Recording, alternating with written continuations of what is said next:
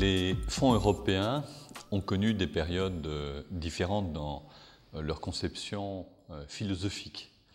On sait bien qu'ils ont pour but de redéployer les économies. La précédente programmation voyait se mettre en place des dispositifs qu'on appelle de phasing out. Ce qui veut dire que quand on atteignait 75% du niveau de la richesse moyenne exprimée en PIB des autres régions d'Europe, eh bien, on échappait à ce type de mécanisme. Avec certaines contradictions, c'est que quand on passe juste au-dessus d'un seuil, ce n'est pas pourtant la raison pour laquelle on est tiré d'affaire. J'ai donc préconisé auprès des instances européennes la création du concept, lorsque j'étais en charge de ces affaires, de régions en transition, ce qui fut accepté avec l'aide de nombreux pays qui ont trouvé un avantage. C'est dans le cadre de cette nouvelle programmation 2014-2020 que la Wallonie va émarger à ce nouveau concept de région en transition.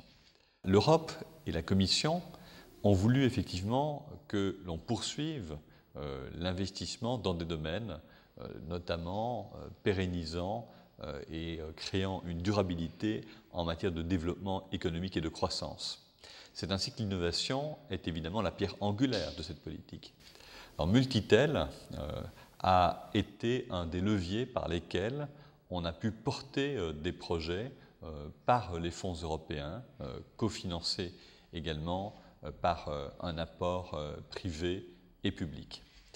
Dans ce contexte, Multitel s'est inscrit comme un des spécialistes en référence de sécurité ferroviaire, ouvrant cette expertise à des champs d'innovation de plus en plus vastes.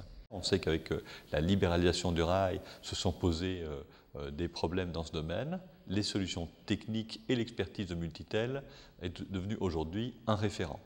Il en est de même aujourd'hui pour un segment de marché qui est intéressant à exploiter, qui est celui des smart cities, c'est-à-dire tout ce qui tourne autour des technologies mises intelligemment au service de la vie en commun, que ce soit pour les économies d'énergie, pour la mobilité, pour ne donner que deux champs d'application.